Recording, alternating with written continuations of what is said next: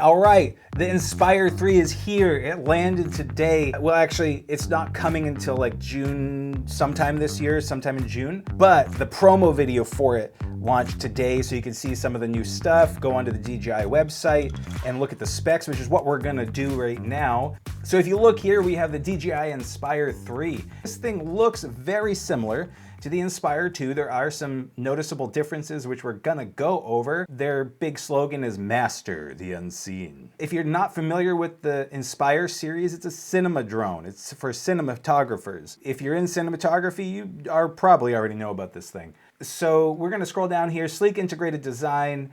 We're gonna go past all this sexy stuff here because we don't really need to see that. You can look at it on your own. Just go to the DJI website. I'll link it in the description so you can just get there quickly. So the first thing that they bring up is the FPV camera, which is your navigational camera. It's separate from the gimbal camera, so if you have the gimbal facing a certain way, you can still see where the drone is headed. This has definitely had an upgrade from the Inspire 2, but we'll get into that. So if you go down, it's gonna show you the visual sensors. It talks about the positioning antennas. It's just the overall, it shows you kind of the storage slot adapter. I'm not a big fan of that being on the top for rain, but we'll talk about that in a minute. Of course, they have the design to look very similar because it's iconic at this point where you have the legs down and they go up, but you have to have that. If you didn't have that, it wouldn't be an Inspire, it just wouldn't. So one of the first things is really impressive here is the tilt boost. What they do is they keep the arms down so that the head can look up and you won't see the propellers, which is really nice. So in this screenshot, you can see the elevator going up, which is an awesome shot to begin with because of the dynamic range. You see the lights are really bright and then the darks are really dark. So you have this contrast, which is really nice, which is one of the things that they really tout on this. It's a cinema camera, so it has to be. This is beautiful. I love this. It looks kind of like a BMW, I guess, would be like the high end, like this. This just looks really nice. So moving on, we have high mobility precision flight system. So this is talking about their spatial intelligence. Here's one that I'm really excited about. It's the RTK positioning system, which gives you centimeter level accuracy. Now in the cinematography world, that helps a lot with making sure that you're not going to bounce into buildings because if you pre-plan that flight, it'll stay along that flight because it has that really accurate GPS coordinate. Whereas not having that, you'll have some variance. From a non-cinematography world, you could use this for mapping, which would be amazing.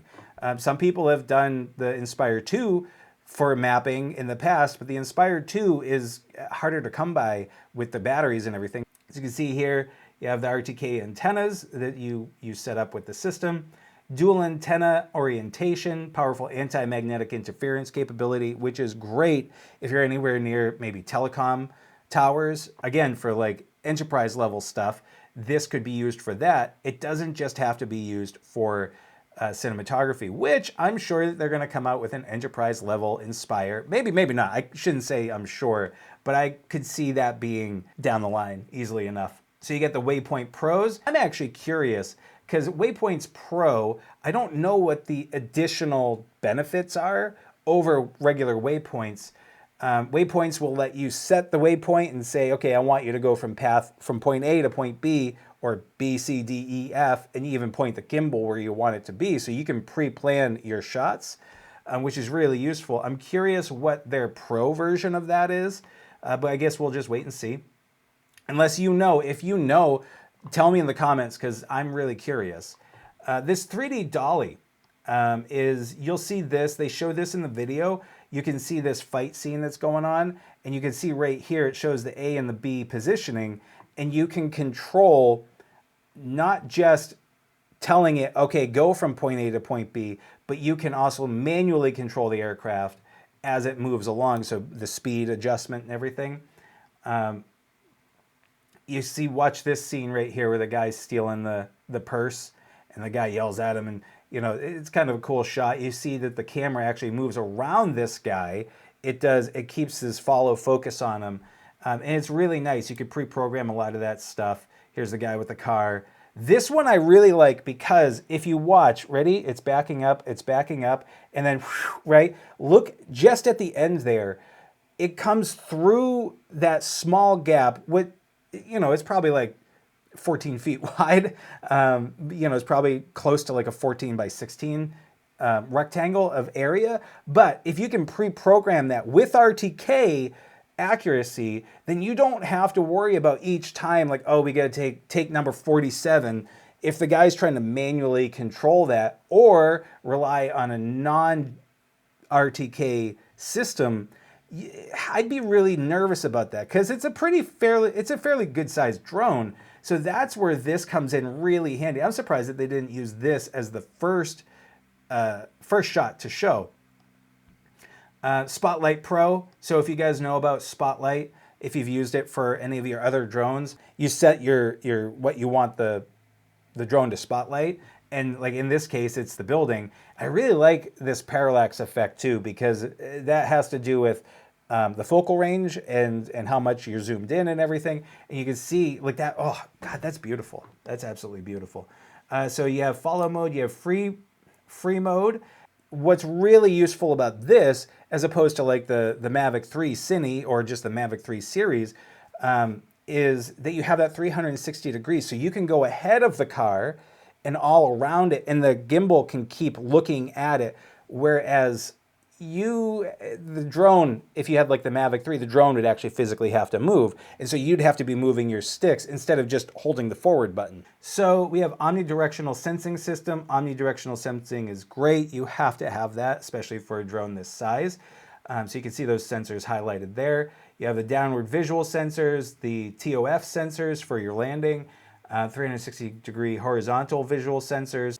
You have the ones up top there. And then this one is really good. You have customizable obstacle sensing.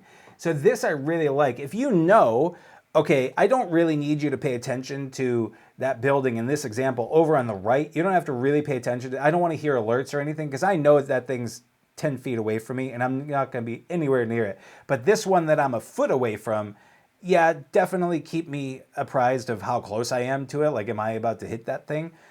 So I really like that you can change the distances and the independent sensor system. I like those notifications. I'd love to see that in like the Mavic 3 because it does get annoying sometimes when I know, okay, I know the tree's over there, but I know I'm far enough away from it. So stop beeping at me. Night vision FPV camera, you can now see 161 degrees of an angle. So that's, 180 is right to your sides.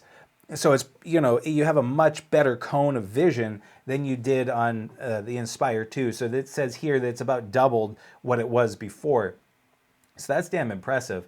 And it also has much, much better nighttime sensibility. So right here you can see the Inspire 3 versus the Inspire 2.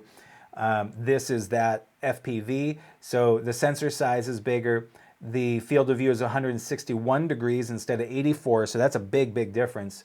The live feed quality is way better at 1080p at 60 frames per second versus the 480p 30 frames per second of the Inspire 2. You can see this right over here. They show you the example. You're going to get way more distortion with that 160 degrees. You can see it over there on the left. Those buildings are like really bent, but it's not about recording.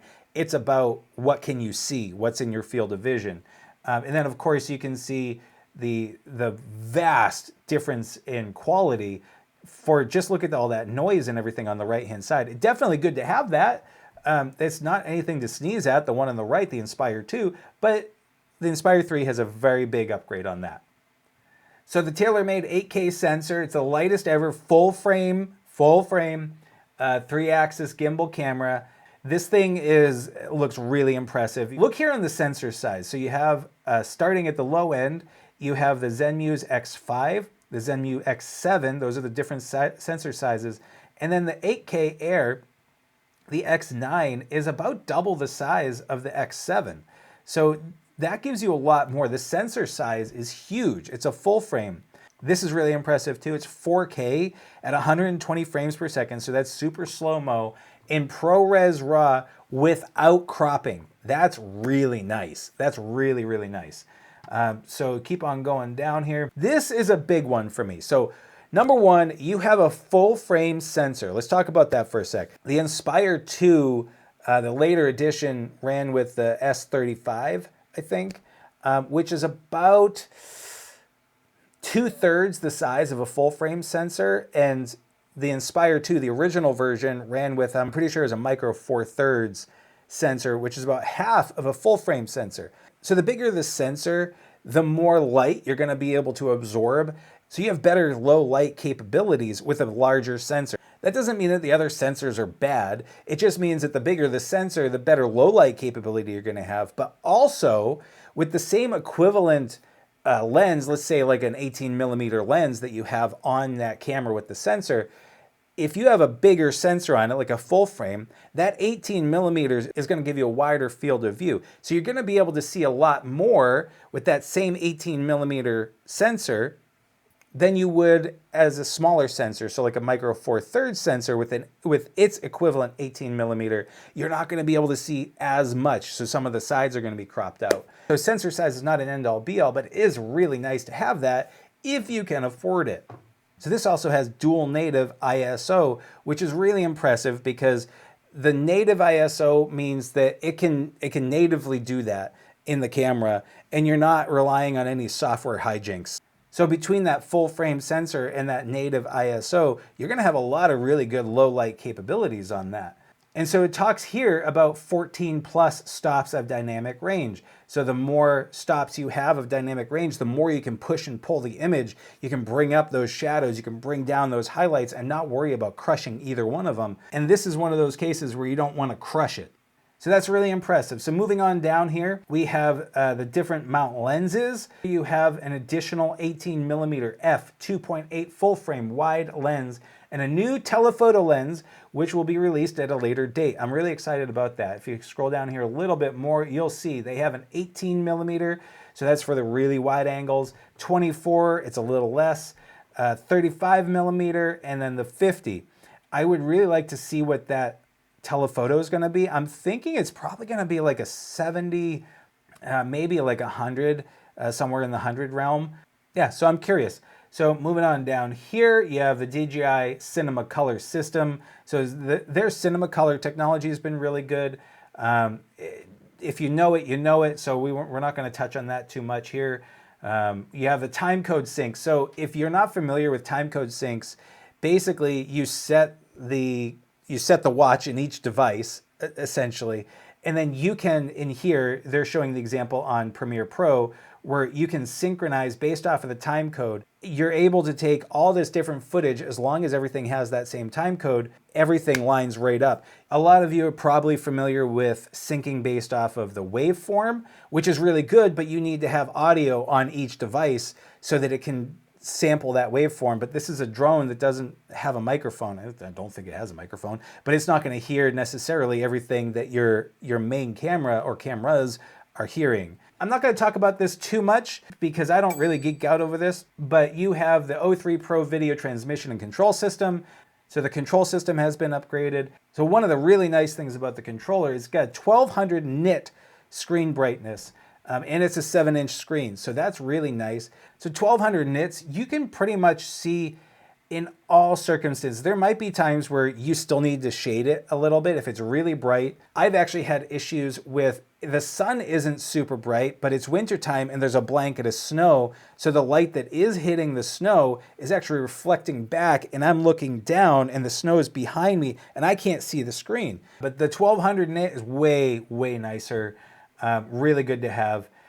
You'll see that it has extended battery life. Of course, I would hope so. Just battery life is always a concern, and no matter whatever thing you're working on. You get the cinema grade monitoring interface, which is of course good. These are the quality of life things. So the waist support, these accessories take off some of that weight. And if you're holding this controller for a few minutes, it's not that bad. But if you're holding it for a long time, taking some of that weight off is huge. I really like the one on the right where it goes across the back because it's going to support from the back. Sometimes you'll see ones that go across the neck, but then you're putting the pressure on your neck. And if you're doing this for hours, you're going to feel it. So here we go, Cinegrade O3 Pro video transmission. So let's talk about this video transmission for a second. I never like that they use these numbers as like the transmission. Oh, you can do a max video transmission of 15 kilometers, because in actuality, you're never going to go 15 kilometers. Maybe you will, but the battery is going to die before then. And also from a legal standpoint, at least in the United States, you need to have visual line of sight at all times. And I don't know about you, but I can't see a drone 15 miles or 15 kilometers away. You could always get waivers for this. And of course, they're not selling to just the United States. But one of the things that I will say is that this is a decent litmus on how strong the signal is. So Inspire 3 has 15 kilometers versus the Inspire 2 of 7 kilometers, which also is nothing to sneeze at. But that 15 kilometers, even if you're only going a mile, if you can still see it in a mile, chances are that the other interference that might be around, your signal is so strong that that's not really going to interfere with you. Potentially, there's going to be other things that are in play rather than just the strength of the signal, but that's kind of a good indicator. Max video transmission range for dual control, which we'll talk about in a second, is 12 kilometers. The max live feed frame rate, 1080p at 60 frames, that's good. And then the max live feed resolution at 4K 30 frames. One of the things that I like is the latency that we'll talk about in a second here. Independent links for dual control. So what used to happen was you'd have somebody flying and then you'd have somebody controlling the camera. But the guy who was controlling the camera had to sync up with the guy that was flying his remote. So you couldn't be too far away. Whereas now, if we keep on going down here, you'll see that they independently, you have the flight control that talks to the drone, and then also the gimbal controller that talks directly to the drone. So you can be further away. You have dual control here. Then you have the 3-person control, scenario 1 and scenario 2. Either one of those if you needed somebody to do the focus racking.